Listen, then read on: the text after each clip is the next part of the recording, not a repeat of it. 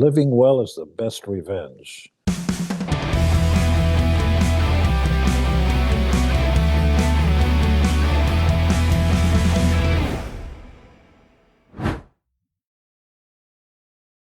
Well, different genres have so many different classics.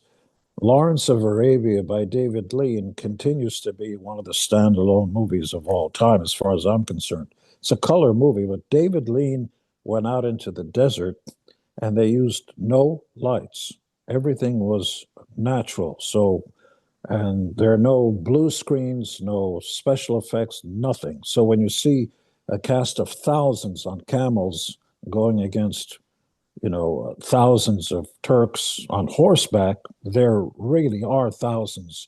And when you see in the middle of the desert a train coming and then the train gets blown up and it goes off the track, it's really happening. So, and then of course, Lawrence, Peter O'Toole and Jose Ferrer and all the great actors. It's Omar Sharif, still stands the test of time. There are few movies like that. Little known fact is for Godfather 3, I went out and auditioned in front of Fred Roos. They wanted me as one of the bad guys. I also remember at the same time, Sergio Leone for Once Upon a Time in the West, the one with De Niro and Woods and all that.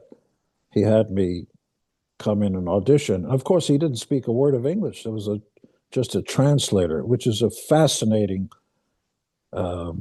study of a director who kind of committed to an actor based on the energy, not so much understanding the words.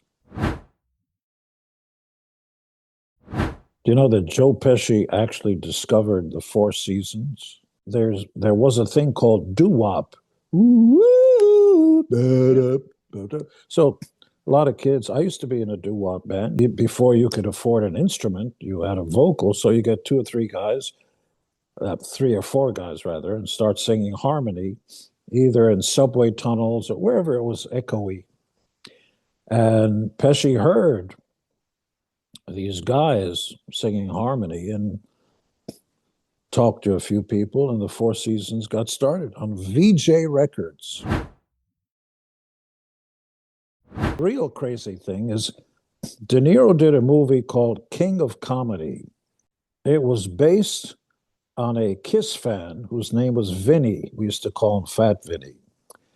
And he was such a crazed Kiss fan that he'd go to every single show and backstage, and he collected a lot of Kiss stuff in his basement. And he also collected De Niro. And so when De Niro came out of one of the rehearsals or whatever, there was Vinny saying how much he loved De Niro's acting and so on. And De Niro says to Vinny Gonzalez, he says, "Hey kid, I'm starting a movie. It's called King of Comedy. You want to be my guy, my gopher, my guy?"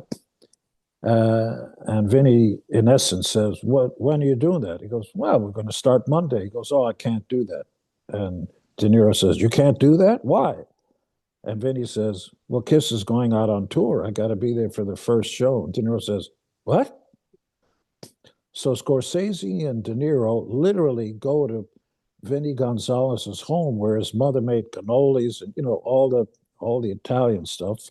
And De Niro went into the basement to see Vinny Gonzalez's Kiss collection was really big. So his character of this over-the-top fan of Jerry Lewis, as it happened in the movie, is all based on Vinny Gonzalez.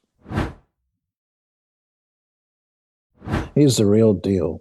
Scorsese tells the story of that famous scene in, oh God, I'm getting a brain fart. He says something off color. I'm thinking of the area, goes, what am I, a clown? You think this is funny? It was not in the script. Additionally, when De Niro and Pesci are sitting around with Scorsese's actual mother after they were cutting up a body down in the basement, there were no lines in the script. That was all made up.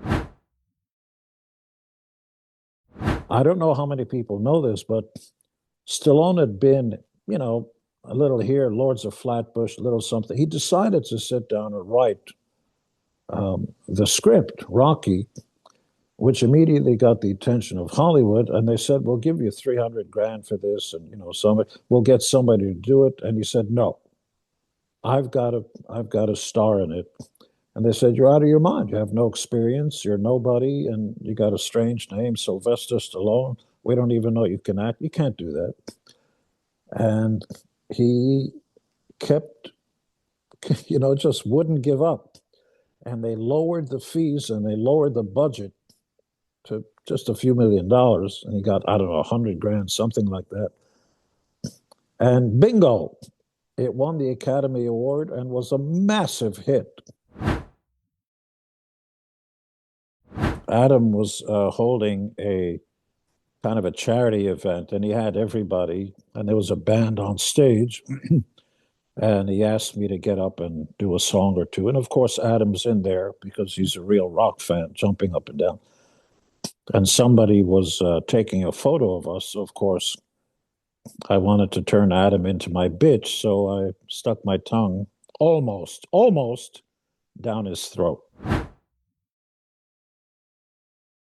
All kinds of people wanted us to make a film because Kiss was the Gallup poll biggest band in the world, above the Beatles and Zeppelin and everyone, for 3 years in a row, 77, 78, and 79. So obviously cartoon shows came and movies, and the industry all wants to take advantage of somebody's popularity. And we settled on this one idea, which is kind of silly when you think about it. You had the Frankenstein monster, Wolfman, and Dracula all coming alive. They're automatons in a theme park. That's the hook. And of course, there are fake kisses in the movie who are automatons that come alive. It was fun. We didn't have a clue what we were doing. There was a fine director who did a lot of mysteries, a guy named Gordon Hessler, who was trying to be nice and would come up to us after we did a scene, and he would say, "Did you like that?" It's very English. We're kind of going, yeah, we were kind of hoping you'd tell us that. "Oh, very good, very good. Would you like to do another one?" Sure. Did you like that? He was a very kind English guy. For all we knew, we sucked, but he just made it just go down a little easier. There was no intention, no plan. The show lasted 8 years and 167 episodes. But I was so proud of Nick and Sophie, our two kids, and Shannon, of course. Without Shannon, I would have gone down, the rabbit hole and to darkness. I know for a fact. She's a more moral and wise person than I am. And so I'm proud, of the family. And there was an opportunity to do a reality show. So I went, you know what? It's been enough years of being on stage and pushing the fantasy. Why don't I show them some reality? And so the show developed pretty naturally. Our personalities came out just the way it is, and that's why it lasted. On season 4, they asked me to come and be a judge. And there was a guy who auditioned who had no business being on there. He was tone deaf, and you don't want to embarrass anybody, but most people don't belong on stage. And in those days, Simon would be honest and saying, "Get off the stage. Who told you you had any talent?" And it's like that. Now Simon is more sugar-coated because a younger audience, 12 and 14-year-old girls, don't like it when you say, "Get off the stage." They want everything's okay, but that's not how the world works. One of my favorites is when Charles Laughton, in The Hunchback of Notre Dame, after he rescues Esmeralda, she gets rescued by a prince, who she sits on back of the horse, and there's the poor hunchback, and there's this amazing scene of Charles Laughton as the Hunchback of Notre Dame right next to a gargoyle on top of a church with his heart broken as Esmeralda, the beautiful gypsy girl, looks back towards him, and you hear the last line in the movie. I get so choked up, it still kills me.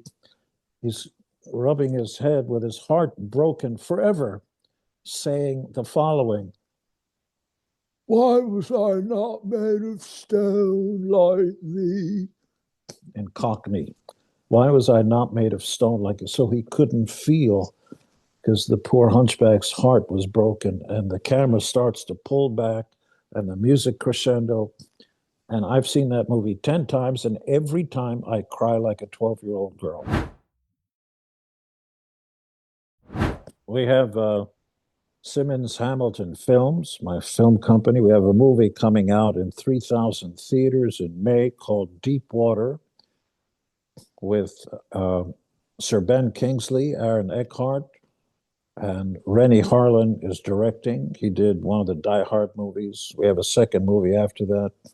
There is a Kiss motion picture, and the director is MCG, and the producer is Mark Canton, who was the head of a studio. So we're in good hands, and we're taking our time getting the right cast.